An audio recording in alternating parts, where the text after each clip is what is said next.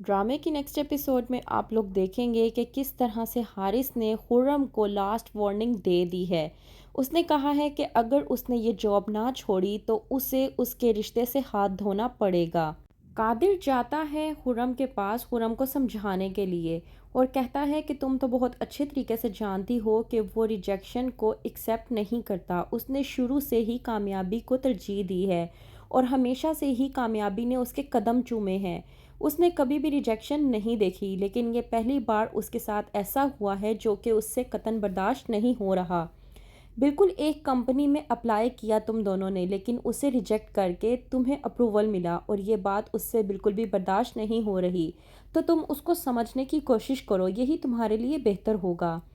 قادر خرم کو ایک اچھے دوست کی طرح سجیسٹ کرنے کی کوشش کرتا ہے، لیکن وہیں پر حارث اپنے بھائی قادر کو بالکل بھی اچھا نہیں سمجھتا۔ اس کے دل و دماغ میں یہی ایک بات آ رہی ہے کہ شاید قادر یہ نہیں چاہتا کہ خرم اور اس کی شادی ہو اور وہ ایک ساتھ ہوں، کیونکہ حارث کا ماننا یہ ہے کہ قادر اس کی کامیابی سے اور اس کی خوبصورتی سے جلتا ہے۔ وہیں پر دوسری طرف آیا ہے صوبیہ کے لیے کوئی رشتہ، اور رشتہ کوئی اور نہیں بلکہ کہکشاں لے کر آئی ہے، اور وہ بھی صرف اس خوف کی وجہ سے کیونکہ کہکشاں کو یہ خوف پڑ گیا ہے کہ اگر اس کے بیٹے قادر نے صوبیہ کو پسند کر لیا تو اسے صوبیہ کو اپنی بہو بنانا پڑے گا، جو کہ وہ ہرگز نہیں چاہتی۔ اس لیے وہ کہتی ہے یاسمین سے کہ دیکھے بھالے اور اچھے قسم کے لوگ ہیں تو بہتر یہ ہے کہ جتنا جلدی ہو سکے تم اپنی بیٹی کی شادی کر لو۔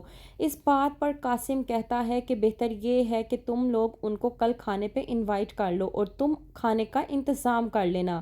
قاسم کی یہ بات سن کر کہکشاں کو غصہ آتا ہے کہ میں بھلا کھانے کا انتظام کیوں کروں، لیکن وہ چپ ہو جاتی ہے یہ سوچ کر کہ آخر کار اس لڑکی سے جان چھوٹ جائے گی۔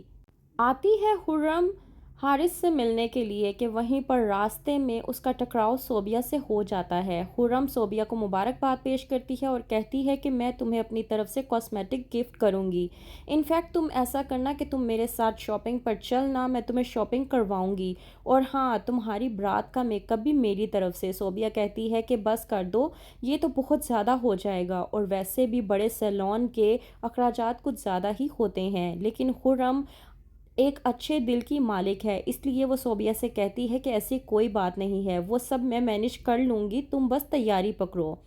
وہیں پر دوسری طرف جب خرم کو دیکھتا ہے حارث تو حارث کو خرم کو دیکھ کر بے حد غصہ آتا ہے۔ وہ پکڑتا ہے خرم کا ہاتھ اور لے کر چلے جاتا ہے اپنے ساتھ بات کرنے کے لیے۔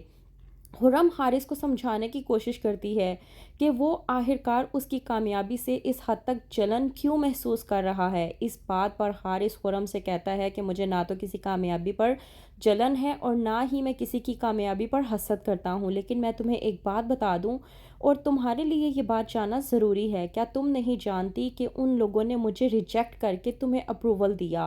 جن لوگوں نے مجھے ریجیکٹ کیا، کیا تم انہی لوگوں کے ساتھ کام کرو گی؟ تو تمہیں نہیں لگتا کہ یہ بات مجھے بالکل بھی برداشت نہیں ہوگی؟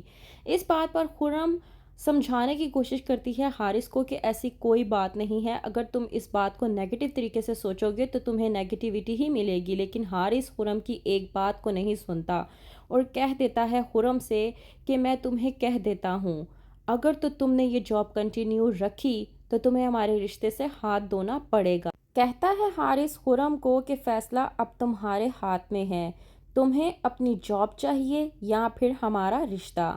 تو کیا کرے گی خرم؟ کیا حارث کی بات مان کر اپنے کریئر کو تباہ کر لے گی یا اپنا رشتہ بچائے گی؟ کیا ہوگا جاننے کے لیے دیکھتے رہیے حابیل کابیل۔